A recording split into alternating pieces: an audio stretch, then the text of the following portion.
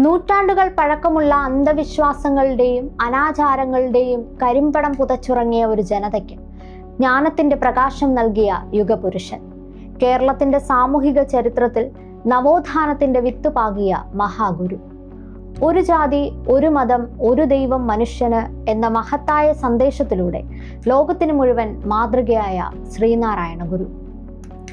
അറിവിന്റെ ആർക്കേസിലേക്ക് മറ്റൊരു കാര്യം കൂടി. എല്ലാവർക്കും ആർക്കേസിന്റെ പുതിയൊരു എപ്പിസോഡിലേക്ക് സ്വാഗതം.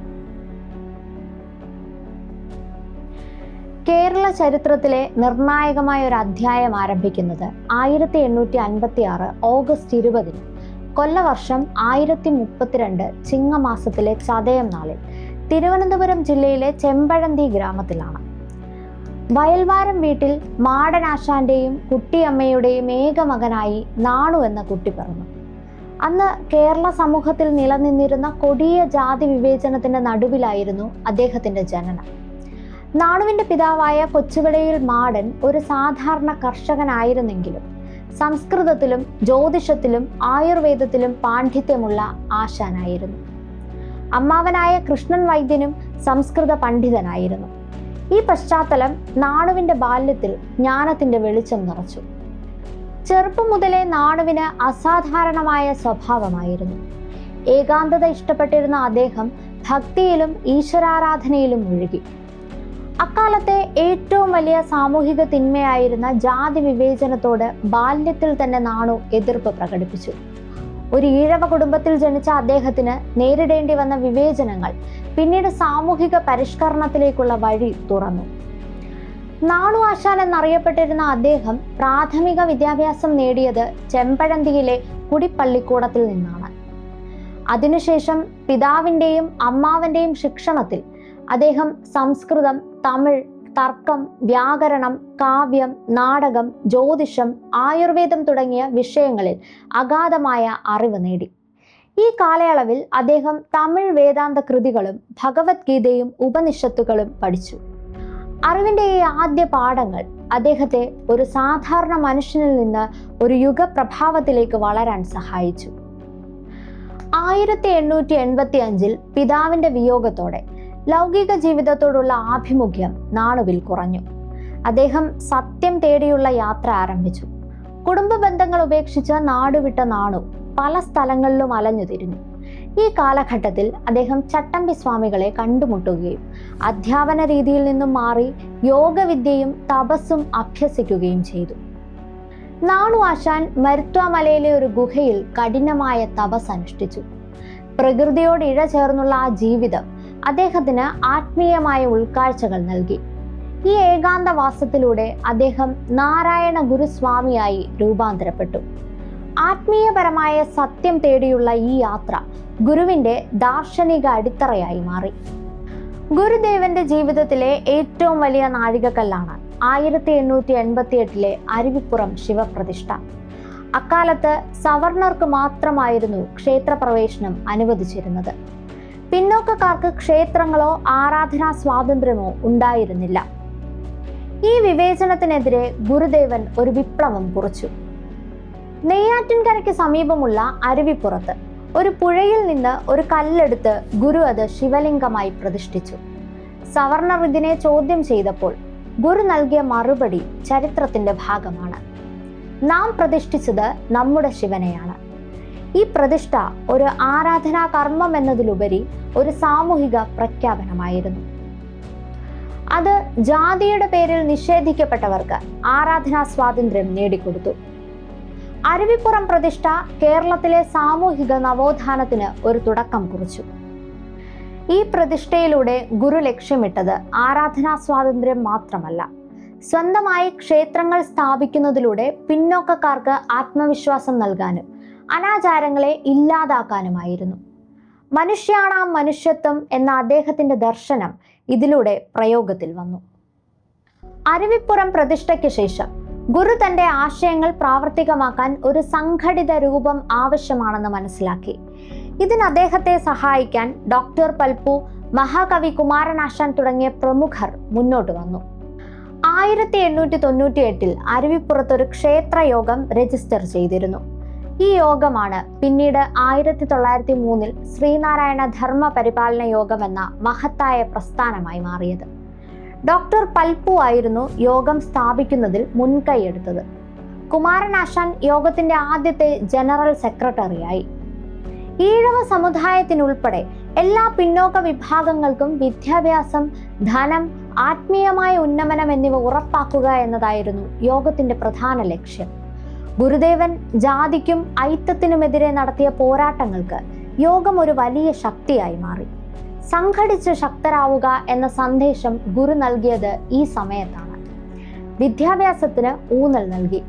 വിദ്യ കൊണ്ട് പ്രബുദ്ധരാകുക എന്ന സന്ദേശം നൽകിയ ഗുരു വിദ്യാഭ്യാസം സാമൂഹിക പരിവർത്തനത്തിനുള്ള ഏറ്റവും വലിയ മാർഗമായി കണ്ടു. നിരവധി വിദ്യാലയങ്ങളും വായനശാലകളും സ്ഥാപിക്കാൻ അദ്ദേഹം മുൻകൈയെടുത്തു. വിദ്യാഭ്യാസത്തിലൂടെ മാത്രമേ അടിച്ചമർത്തപ്പെട്ട ജനവിഭാഗങ്ങൾക്ക് സാമൂഹികമായ തുല്യത നേടാൻ കഴിയൂ എന്ന് അദ്ദേഹം ഉറച്ചു വിശ്വസിച്ചു. വർക്കലയിലെ ശിവഗിരി കുന്നിന്റെ സൗന്ദര്യവും ശാന്തതയും ഗുരുവിനെ ആകർഷിച്ചു. 1904 അദ്ദേഹം അവിടെ സ്ഥിരമായി താമസമുറപ്പിച്ചു. 1912 ശിവഗിരിയിൽ വിദ്യാദേവതയായ സരസ്വതിക്കായി ശാരദാ ക്ഷേത്രം സ്ഥാപിച്ചു. ഒരു ജാതി, ഒരു മതം, ഒരു ദൈവം മനുഷ്യന് എന്ന തത്വത്തിന്റെ അടിസ്ഥാനത്തിൽ പ്രവർത്തിക്കാൻ ഒരു മഠം സ്ഥാപിക്കുക എന്നതായിരുന്നു അദ്ദേഹത്തിന്റെ ലക്ഷ്യം. 1913 ആലുവയിൽ ഗുരു സ്ഥാപിച്ച അദ്വൈതാശ്രമം അദ്ദേഹത്തിന്റെ ദാർശനിക കാഴ്ചപ്പാടിന്റെ പ്രതീകമായിരുന്നു. ഓം സാഹോദര്യം സർവത്ര എന്നതായിരുന്നു ഇവിടുത്തെ തത്വം. മതങ്ങൾ തമ്മിലുള്ള വ്യത്യാസങ്ങളെ ഇല്ലാതാക്കി എല്ലാ മനുഷ്യരും ഒന്നാണെന്ന അദ്വൈത ദർശനത്തെ പ്രായോഗിക തലത്തിൽ എത്തിക്കുക എന്നതായിരുന്നു ഗുരുവിന്റെ ലക്ഷ്യം. ശ്രീനാരായണ ഗുരു ഒരു സാമൂഹിക പരിഷ്കർത്താവ് എന്നതിലുപരി ഉന്നതമായ ദാർശനിക കാഴ്ചപ്പാടുള്ള ഒരു മഹാകവിയും സന്യാസിയുമായിരുന്നു. അദ്ദേഹത്തിന്റെ സന്ദേശങ്ങളുടെ വലിയൊരു ഭാഗവും കാവ്യരൂപത്തിലാണ് ലോകത്തിന് ലഭിച്ചത്. ഒരു ജാതി, ഒരു മതം, ഒരു ദൈവം. ഗുരുദേവന്റെ ദർശനത്തിന്റെ കാതൽ ഈ 3 വാക്യങ്ങളാണ്. ജാതിയും മതവും മനുഷ്യനെ വേർതിരിക്കുന്ന കാലഘട്ടത്തിൽ മനുഷ്യരെല്ലാം ഒരേ ജാതിയിൽപ്പെട്ടവരാണെന്നും എല്ലാ മതങ്ങളുടെയും സാരം ഒന്നു തന്നെയാണെന്നും ലോകത്തെ നിയന്ത്രിക്കുന്നത് ഒരേ ഒരു സത്യമാണെന്നും അദ്ദേഹം പ്രഖ്യാപിച്ചു. ഈ തത്വം അദ്ദേഹം മുന്നോട്ട് വെച്ച ഏകമതം എന്ന ആശയത്തിൽ അധിഷ്ഠിതമാണ്. ജാതി ലക്ഷണം, ജാതി നിർണയം എന്നീ കൃതികളിലൂടെ അദ്ദേഹം ജന്മം കൊണ്ട് ജാതി നിശ്ചയിക്കുന്നതിനെ പൂർണ്ണമായി നിഷേധിച്ചു. മനുഷ്യാണാം മനുഷ്യത്വം ജാതിർഗോത്വം ഗവാം യഥ. മനുഷ്യന്റെ ജാതി മനുഷ്യത്വം മാത്രമാണെന്നും അത് പശുക്കളുടെ ജാതി ഗോത്വം അഥവാ പശുത്വം പോലെയാണെന്നും അദ്ദേഹം സ്ഥാപിച്ചു. ബ്രാഹ്മണൻ, ഈഴവൻ, പറയൻ തുടങ്ങിയ പേരുകൾ മനുഷ്യന്റെ യഥാർത്ഥ ജാതിയല്ല. അവ മനുഷ്യത്വം എന്ന പൊതുജാതിക്ക് താഴെയുള്ള ഉപവിഭാഗങ്ങൾ മാത്രമാണെന്ന് ഗുരു ലോകത്തോട് വിളിച്ചു പറഞ്ഞു. ഗുരുവിന്റെ ദാർശനിക ഉൾക്കാഴ്ചകൾ ലോകത്തിന് ലഭിച്ചത് അദ്ദേഹത്തിന്റെ കൃതികളിലൂടെയാണ്. സംസ്കൃതത്തിലും മലയാളത്തിലുമായി അനേകം കൃതികൾ അദ്ദേഹം രചിച്ചു. അതിൽ ചിലത് ഇവയാണ്: ആത്മോപദേശ ശതകം 1897 രചിച്ച കൃതി. ആത്മീയവും ദാർശനികവുമായ അറിവുകൾ നൽകുന്ന 100 ശ്ലോകങ്ങളാണിവ. ദൈവദശകം 1914 രചിച്ച കൃതി. ലോക മാനവരാശിക്ക് വേണ്ടി എഴുതിയ വിശ്വപ്രാർത്ഥനയായി ഇത് കണക്കാക്കപ്പെടുന്നു.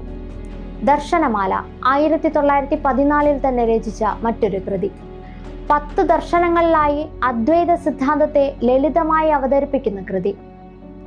ബ്രഹ്മവിദ്യാപഞ്ചകം, അദ്വൈത ദീപിക തുടങ്ങിയ ദാർശനിക കൃതികളും വിനായകാഷ്ടകം, ഗൃഹാഷ്ടകം തുടങ്ങിയ സ്തോത്രകൃതികളും അദ്ദേഹം രചിച്ചു. 1924 ആലുവ അദ്വൈതാശ്രമത്തിൽ വെച്ച് ഗുരു സംഘടിപ്പിച്ച സർവമത സമ്മേളനം ചരിത്ര പ്രസിദ്ധമാണ്. വാദിക്കാനും ജയിക്കാനുമല്ല, അറിയാനും അറിയിക്കാനുമാണ് എന്ന സന്ദേശം സമ്മേളനത്തിന്റെ പ്രവേശന കവാടത്തിൽ എഴുതിവെച്ചു. ഇത് മതസൗഹാർദ്ദത്തിനും ലോക സമാധാനത്തിനും വേണ്ടിയുള്ള ഗുരുവിന്റെ ആഹ്വാനമായിരുന്നു. തന്റെ സന്ദേശങ്ങൾ പ്രായോഗികമാക്കാനും സ്ഥാപനങ്ങളെ ശക്തിപ്പെടുത്താനും ഗുരുദേവൻ ജീവിതകാലം മുഴുവൻ സഞ്ചരിച്ചു.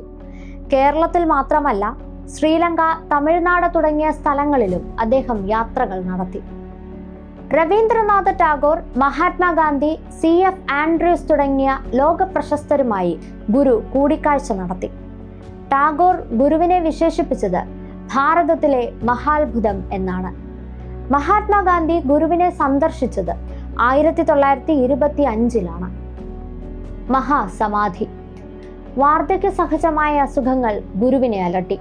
തന്റെ ജീവിതം സാമൂഹിക പരിഷ്കരണത്തിനും ആത്മീയ ഉന്നമനത്തിനും വേണ്ടി സമർപ്പിച്ച ആ മഹായോഗി 1928 സെപ്റ്റംബർ 20 കൊല്ലവർഷം 1104 കന്നി 5 പൗർണമി നാളിൽ ശിവഗിരിയിൽ വെച്ച് മഹാസമാധി പ്രാപിച്ചു.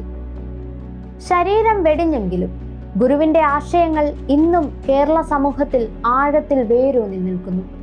ജാതിയും മതവും ഇന്നും ഒരു പ്രശ്നമായി നിലനിൽക്കുമ്പോഴും ഒരു ജാതി, ഒരു മതം, ഒരു ദൈവം മനുഷ്യന് എന്ന അദ്ദേഹത്തിന്റെ സന്ദേശം ലോകമെമ്പാടുമുള്ള മനുഷ്യർക്ക് ഒരു വഴികാട്ടിയാണ്. അന്ധവിശ്വാസങ്ങളിൽ നിന്നും അനാചാരങ്ങളിൽ നിന്നും കേരളത്തെ മോചിപ്പിച്ച ശ്രീനാരായണ ഗുരു എന്ന ആധ്യാത്മിക ആചാര്യന്റെയും നവോത്ഥാന നായകന്റെയും ഓർമ്മകൾക്ക് മുന്നിൽ പ്രണാമം. ഞങ്ങളുടെ ഈ വീഡിയോ നിങ്ങൾക്ക് ഇഷ്ടമായെങ്കിൽ ഈ വീഡിയോ ലൈക്ക് ചെയ്യുക, ഷെയർ ചെയ്യുക, ഞങ്ങളുടെ ചാനൽ സബ്സ്ക്രൈബ് ചെയ്യുക.